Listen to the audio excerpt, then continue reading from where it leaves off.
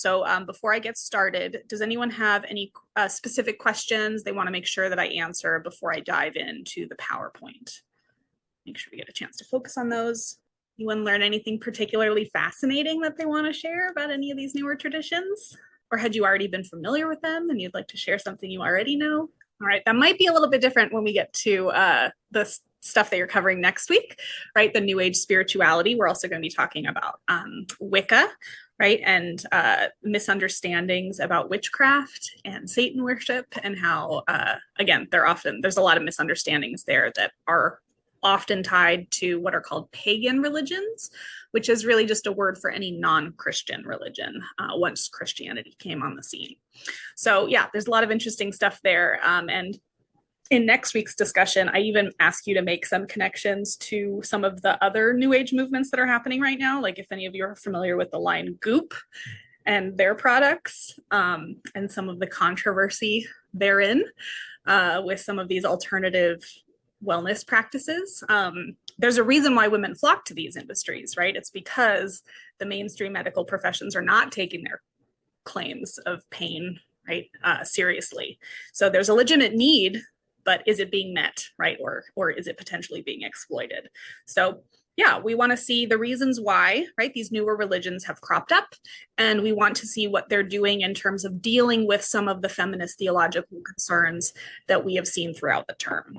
All right, so we are diving in now. I'm going to share my screen. And so again, this PowerPoint is shared for this week and next week because it covers, but I broke it up into two parts. So again, we'll just be going through really much more surface level introductions to these traditions, not getting as deep into them as the traditions that came before, because these are newer. So we're looking at, much smaller sets of practitioners. But again, it's curious to see how they've evolved and what their relationship has been to these traditions that came before.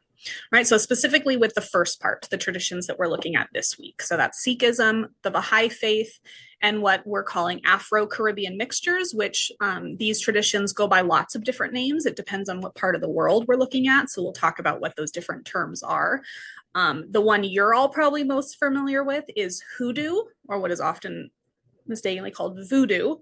And that is very prominent in the South, right? The Southeast of the United States.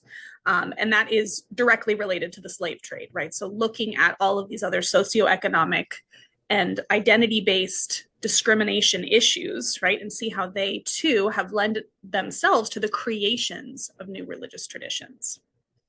Okay, so starting off with Sikhism though, right? Again, we're looking at the fact that there is just a plethora of religious traditions in the world. And as you've sort of gathered, right, from the history of Hinduism to Buddhism, and then for the Abrahamic traditions, these religions don't crop up in a vacuum, right? They usually come from or are responding to a tradition that came before, right? And there's just such great diversity in terms of religious traditions and claims. So another philosophical, question that we might ask is, how ought we treat this religious diversity, right? How ought we treat the fact that there are so many disparate claims about the nature of the divine, the nature of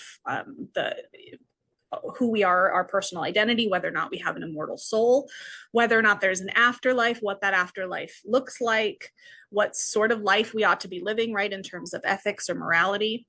And so how do we epistemically approach this difference, right? If you are of the opinion that your religious beliefs are the correct ones, well, then it seems to follow, if you're being a rational agent, then any religious tradition that has differing claims, you would then think are false, right? But there are so many religious traditions that overlap. None of them are completely false, right? So some of them have truths. So how do we decide which parts of which religious traditions are true, and what gives us the right to say that our faith is the one true one, but other people are mistaken, right? Where are we getting that epistemic justification from? So that is a really fascinating issue if any of you are interested in exploring that kind of stuff more.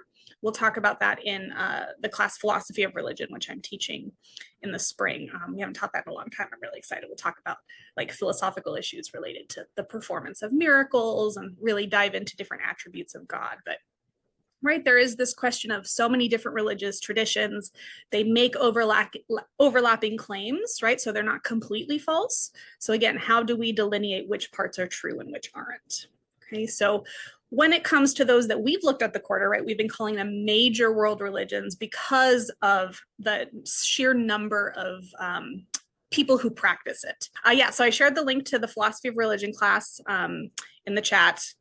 It's a really fun class. Philosophy of Religion is what got me into philosophy, right? I think these are the kinds of questions we ask ourselves. You're welcome on the regular. Okay, good, awesome. So diving back in, right? Again, our main focus is what role potentially feminist issues, right, have played in this sort of branching off, right? So we're looking at newer religious traditions that specifically have taken on a different approach to gender than the religious tradition, the major world religions that we've seen before, right? So that is why these are the traditions that we're looking at. We're not, say, looking at newer branches of Christianity like Mormonism or the evangelical faith or Scientology or other newer potentially religious traditions, because those have not changed their views on gender equality, right? So again, these ones we're picking out as identifying an issue, a feminist theological issue, or more than one, right, that needs to be addressed. And so they are making or attempting to make, right, various aims towards greater equality in terms of gender, right? So that's the focus that we're going to be looking at in terms of our section here. So we're starting with Sikhism as the largest of these newer religious traditions. It definitely has the most institutional structure in terms of like relating to the major world religions, and that's probably because it stems directly from both major Western and major Eastern religious traditions, right? So primarily they're going to be picking out specific aspects of the Hindu tradition and combining it with aspects of Islam. So that's going to be really interesting to see how they merge these theological views together. Right, so Sikhism is the religious tradition. A practitioner is known as a Sikh, right? So again, this is the largest of the newer religious traditions that we're looking at. So currently the numbers are about 22 million, most of them living in the Punjab province of India, which my geography is not great. I'm pretty sure that's in the northern part. It's the 5th largest religion in the world, right? So again, quite large. And one of the main aspects of this tradition that is going to be a sort of vehicle, you might say, for gender equality is the role of the Khalsa, the role that women, the roles, I should say, that women are allowed to have within the community, right? Specifically in terms of being defenders of the faith, right? And taking on what we might consider to be traditionally masculine roles, like being warriors, right? So this tradition, again, much newer though, not founded until the 16th century Common Era by Sri Guru Nanak, and they have had many gurus since. Right? Of course, unfortunately, all of the gurus have been male. So despite the Sikh tradition allowing women more opportunities and roles, we have not seen that in terms of the primary leadership. The one way in which it has moved in a less patriarchal direction, though, is that after I think they're on the 11th guru now, that guru is no longer a person. It's actually a text. So Guru Granth Sahib, right, is actually not a person. It's referred to as the living guru, right? But it's a text. And so in this way, it is less likely to be co-opted by a single individual, right? So again, this too is seen as a break away from just a purely patriarchal tradition. Okay, so as I mentioned, right, this tradition is merging what we might think of as opposite, right, or quite distinct religious theologies, right? So in the Hindu tradition, again, we had this sort of qualified dualism, right, where we had Brahman, the ultimate reality, and we had Maya, the sort of illusory material world that we inhabit, right? And then we have an immortal soul, but it's only temporarily inhabited in Maya, right? Really, the goal is to be released from the cycle of samsara and rejoin Brahman, right? That's very, very different from the type of metaphysical picture that we get in the Abrahamic traditions, right? So there are a couple of ways, again, we can understand God's relationship to the universe in the Abrahamic traditions, also something we'll explore in the philosophy of religion class, right? But on the short side, right, you could say that God is in space and time, or you could say God is outside of space and time, right? Islamic philosophy tends to go towards the latter, right? That God is outside of space and time, right? Allowing God to be the creator of all of those things. And so that subtle difference in theology already lends itself to a closer relationship to the Hindu, right? Where we have a being outside of that's greater than, that's responsible for the creation of, okay? And then instead of a universal soul, right, the Atman, we get more of the individualistic soul from the Abrahamic tradition. But again, we see more of an emphasis on a genderless God, right? So again, maybe something more disembodied, something more infinite, like we saw in a Brahmin, right? So again, really trying to they're merging a lot of these ideas. And the one exception, as I've noted here, in terms of this genderless metaphysics, is the way they gender all practitioners of the Sikh religion and the way they gender the divine. So when the divine is ever gendered, it is male, but note that all practitioners become female in the relationship, right? So we might still see a question here of that being subservient to God, right? So still gender inequality sort of baked in there, but all practitioners, regardless of their gender identity, take on the female role. So again, we have some things that lend itself to greater equality and some things that still continue to perhaps reinforce traditional notions of the idea that the feminine is somehow less than. Okay. So again, this tradition is derived from others, right? But it's considering itself to be original, right? So it's not, it doesn't, the Sikh tradition doesn't consider itself to necessarily be a continuation of traditions that came before it. Now that's different from the Baha'i Faith. The Baha'i Faith is very much like, we acknowledge all of these religions that came before, and we are just, again, another final conclusion, clarification to get it right. So here, although we can trace theological influence to the Hindu and Islamic faiths, right, the tradition itself does not say like, well, we took this idea from Hinduism and we took this idea from Islam, right? So it is seen as coming from a single individual, right, focusing specifically on social reform. So there we see a little bit of a similarity to the Buddha, right, focusing on trying to, for him, it was getting rid of the caste system, right? In this tradition, trying to address just more social inequalities, right? So this also could perhaps still be this caste system, given that its origins are in India and the caste system is still alive and well today. But the idea was it's also more of a global concern, right? So not just about social inequality in the region, but through around the world, right? And specifically, you know, war and chaos, and the idea that we should be, you know, family with other members of humanity. So mentioning, right, certain delineations of faith, we talked about veiling last week, on Tuesday, and the significance of, you know, covering oneself in a particular way.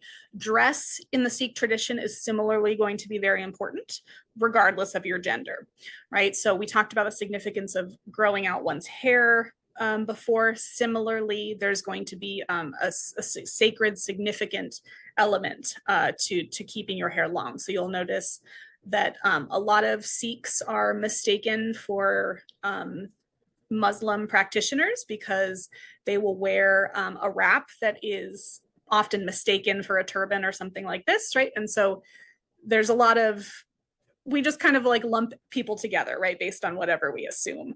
But oftentimes you'll see underneath, right, is their hair, all of their hair is wrapped in a bun, right? So their hair is never cut.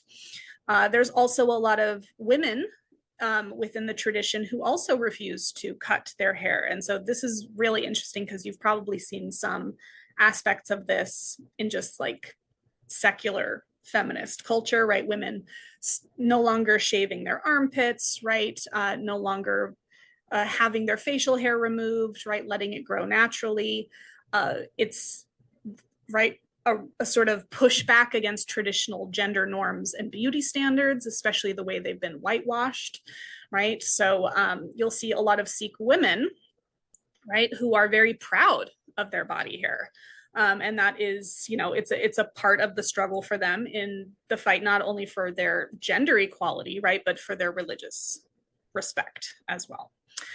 So amongst the other sorts of items that are going to be significant for people to keep on them, right? One of them is they're going to be certain articles of clothing, especially for men, but also symbolic items like a small sword-like object, which could just be like a charm on a necklace, but it used to actually involve an actual weapon, which of course would be difficult in this day and age to be able to travel with, you know, without any sort of problems. But the idea was, again, that you are a warrior for this tradition, right? So you'll see even in the symbolism here for the religious tradition itself, we have these blades, right, that are there to protect. The focus here in this tradition is on moral action, right? More so than, say, following certain rituals or things like this, right? It is about more of an ethic. And so you'll see a lot of the focus in a gurdwara, which is the place of worship for the Sikh tradition, is a lot about feeding, right? Cooking and feeding everyone. So there's a lot of community support that goes on there. Yes, good. All right, so again, unfortunately, because the tradition emerged in India, it did exist within the Hindu caste system, and so tries to maintain its social equity despite that. One of the ways that they try to do that is by changing their last names, right? So instead of the caste system, say your family name, delineating what caste you're from, all Sikh men take on the last name Singh, which means lion, and all Sikh women take on the last name Kaur, which means princess, right? So you are essentially wiping away any sort of reference to your family's socioeconomic status, right? And highlighting instead your devotion to the faith. The 5 Ks, these were the other elements I was looking for, these elements of dress. Okay, so kesh, the uncut hair. Again, this is for everybody, men and women, as I mentioned. Kara, the steel bracelet. Kanga, the wooden comb. Kacha, the cotton undergarments. And the kirpan, the steel sword, which again can now be like a much smaller, doesn't have to actually be a weapon. The traditional ideas in terms of the roles that women should have, right? In Sikh marriage, it's believed that there is gender equality, but also sexual loyalty, right? So there's still expectations of monogamy, right? I don't know why there wouldn't be, right? I'm sure some religious traditions maybe much smaller are, you know, into open marriage and things like that, but not any of the major world religions. And there is, most importantly, no spiritual pollution of women, right? So there's nothing like an original sin, right, or anything like this. So that's not something that's being taken from the Abrahamic side. Unfortunately, though, because again, this tradition is emerging within a culture already steeply, you know, immersed in the patriarchy, there are still going to be lots of instances of female infanticide, right? The killing of young children that are born female, the practice of sati, right? Expecting widows to throw themselves on the funeral pyres of their deceased husbands. And of course, the purdah, the veiling and seclusion. This is something that we didn't mention when we talked about veiling on Tuesday, but I think someone did mention it in terms of their experience where the men were praying on one side and the women are praying on the other. That's another element of this, right? So not only are women's bodies meant to be veiled because men can't control themselves, but also because it's such a distraction, right, that we can't have women's bodies be distracting men from their faith. So this is why men and women in most of the major traditions that engage in gender segregation will have men worshiping in one space and women worshiping in a separate space, or as we see in Islam, men worshiping in the front and women in the back, right, so that the men don't have to look at them, not to be distracted. So again, these cultures don't necessarily allow for the complete embodiment of even a religious tradition that is trying to be more egalitarian. But again, right, it's considered to be more egalitarian than the traditions that we've seen before because women are given these significant roles. They're admired for their, again, what we might consider to be traditionally masculine ideas, though again, they shouldn't be. So women are admired for their courageous actions, spiritual devotion, hospitality, service, and martyrdom, right? And again, they are part of the Khalsa warriors. Okay, so they're taught how to fight, both develop the inner strength, right, spiritual inner strength, but also physical strength. Again, there are even times in which they've been granted the prestige, right, the honor of being the guardian of the guru itself, right, whether that be previous male gurus or the living text guru today. Good, yeah, so we see women occupying more positions of power than we do in most other faiths. So I'm going to pause here. Okay, so then continuing on to the Baha'i Faith, right? This tradition is seeing itself, as I mentioned, as a direct continuation of the traditions that came before, right? And is specifically picking up on the Shia branch of Islam, taking place even later, right? Than the Sikh tradition had started not until the 19th century, right? So this tradition is strictly monotheistic, right? The name of the founder is Bahá'u'lláh, right? So that is very difficult for most people to pronounce. So often it can be called Bab or the gate, right? He's seen as, again, what we saw in the other Abrahamic traditions, the final prophet, right? Coming to fulfill the messianic traditions that came before, right? So the followers of the Baha'i Faith, or the Babis, are in the approximately 5 million, mostly women, and mostly people coming from the lowest caste systems from around the world. So this is a really global tradition. Also does involve veiling of people because of the parts of the world that they're already living in. There's cultural veiling practices and norms that are already present. The idea here, though, is that it's seeing itself as a direct continuation, but with the explicit goal of ending all of the inequality that came before, right? So if you're looking for a branch of the Abrahamic traditions that is specifically dedicated to sexual equality and the equality of all humans, the Baha'i Faith sees itself as being the most upright version, right, or representative of that. So its aims are to develop a global government so that it can distribute the wealth to all of those in need, right? So it's made up of the people who have presumably been those in most need, right? So being driven by the very people it's claiming to be working in favor for. So the goal of the Baha'i Faith is to develop not just a single government, but a single world religion. And so we should not be surprised that we've seen, of course, women have significant roles within the tradition, specifically in that they too are anticipated to be candidates for the Messiah, right? The individual who's going to arrive and save everyone in the end times, the eschatology. Okay, so the idea here is that it's specifically mentioned that it might be a woman. We have never seen anything like that in any previous Abrahamic tradition. Not only that, women were counted as the disciples of the Bab, right? So this particular individual, right, who was claimed to be a potential Messiah, was a radical activist, right? So these are not women who are modeling traditional notions of femininity, subservience, right, that are being elevated here, but those who are active resistors, right? Those who are taking up arms, right, as the Khalsa now do. So another individual is Bahiya Khanum, the leader of his followers, right? Again, he had a designated female as his successor. So again, just a lot more positions of power than we've seen for other traditions. So successors have had positive attitudes towards women.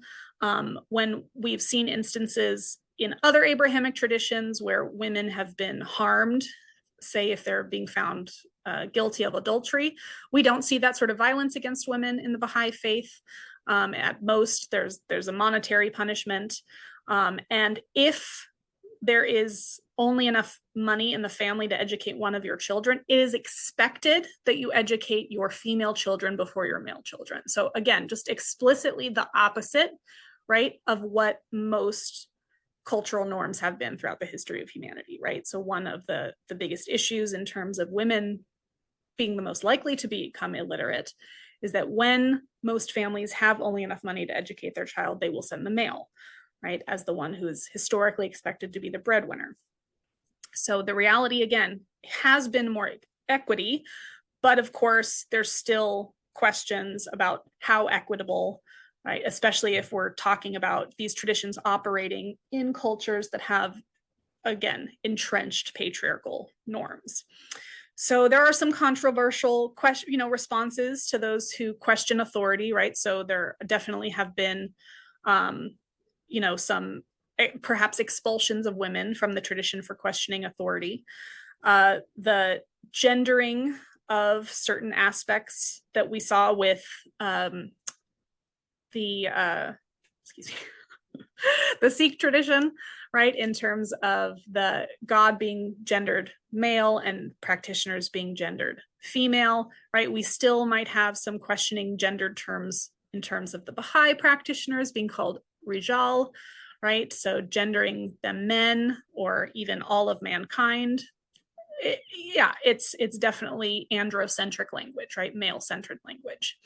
So the ways it is inclusionary, though, is that, again, they really have made the social equity for women and those who have historically been more impoverished, right? That has been the goal, is to lift them up. All right, so any questions about the Baha'i Faith before we move on to the Afro-Caribbean mixtures? Flying through. Okay, so just a couple of slides here on the Afro-Caribbean mixtures before we dive in to part 2, which again, you will look at next week, and we will meet on Tuesday if you want. We don't have to, but if you want, you can join on Tuesday and I can answer any lingering questions you might have about any class content. But the thing that's important to know about these Afro-Caribbean mixtures is that they are a direct result to colonialist enslavement of indigenous peoples. Okay, so the idea was that these people are taken from their homeland, right? Forced to do indentured servitude, right? Slavery, manual labor, and all types of horrible abuses. And of course, they're not allowed to maintain any cultural identity from before, right? All of that is wiped away. And so in order to salvage their spirituality, right, their spiritual connections and the aspects of their home cultures that they derive power and resilience from, they had to sort of blend them into what would be allowed to be practiced, which in the West would be Catholicism at this time, and then later on certain elements of Christianity.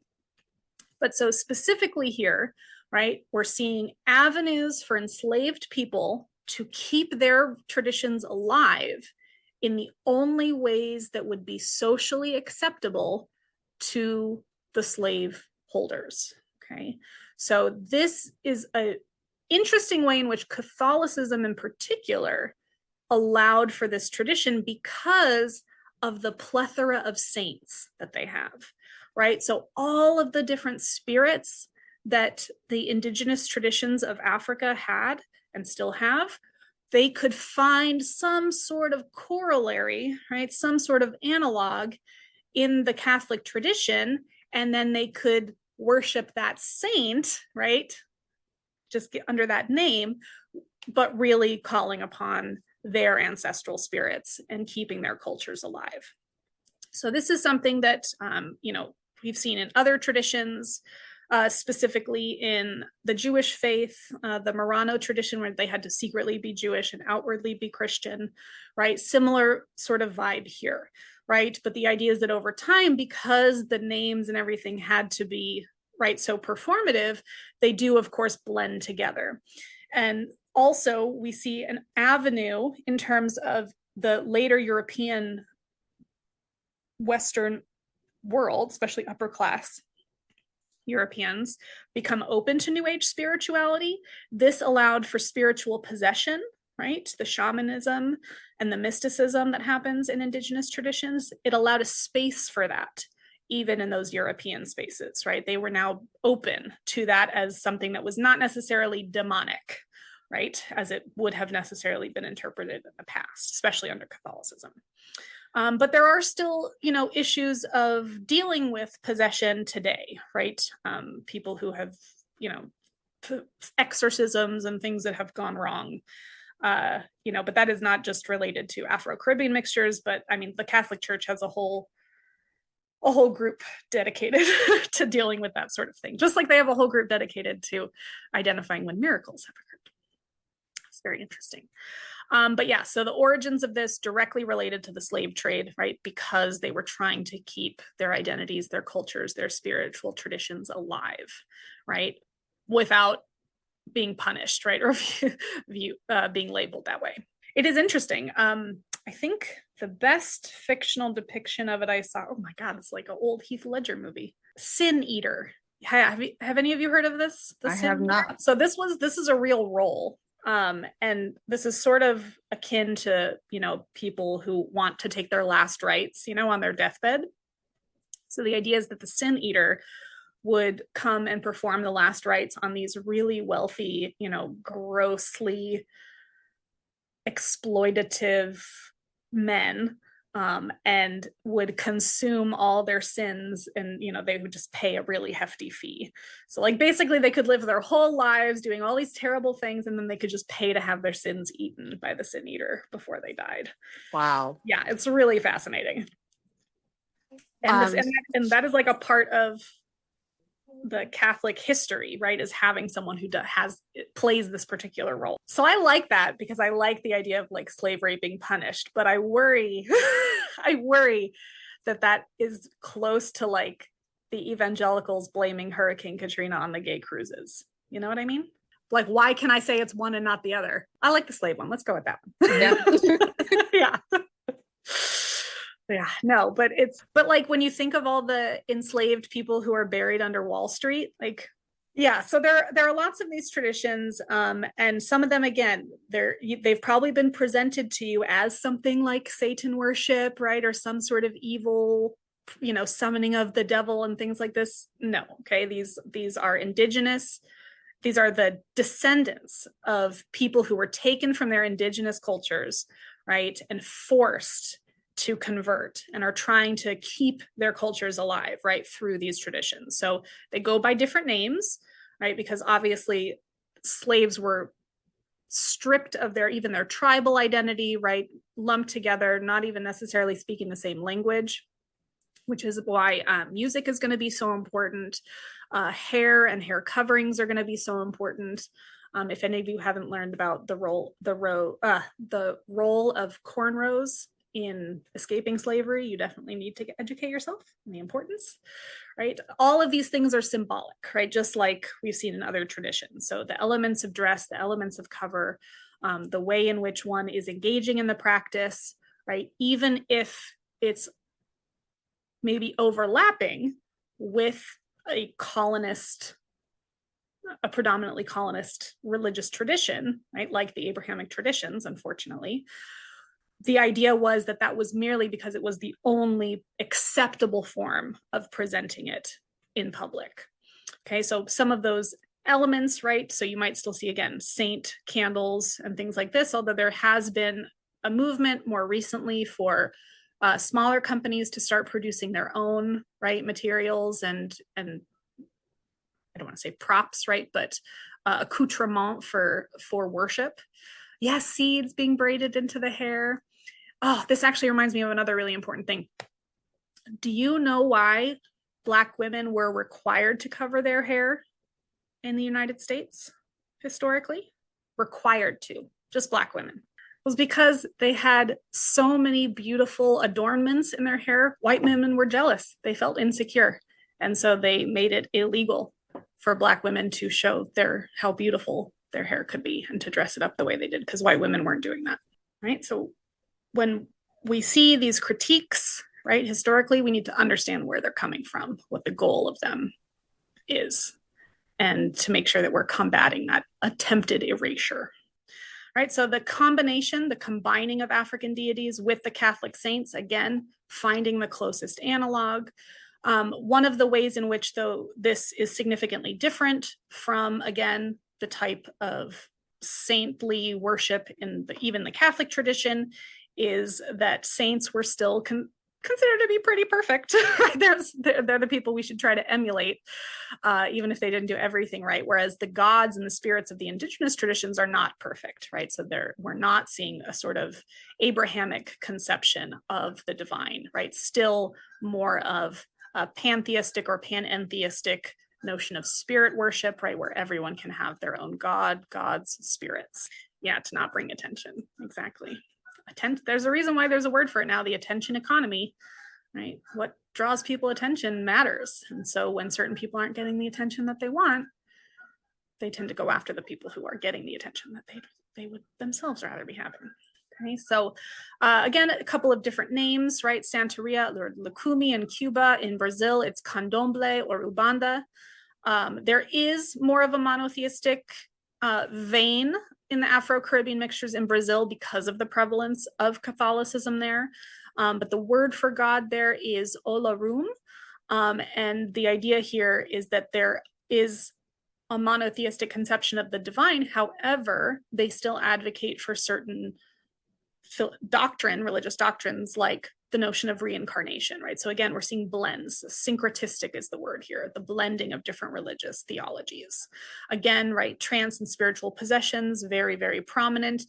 The openness to the fact that spirits can be good and dark, but all of that is at play and all of that can be used, right? But the idea here that we're going to see in both Afro-Caribbean mixtures and in the New Age Wiccan movements is that the intent of the practitioner in working with the spirits or engaging in magic, right, that will come back to you.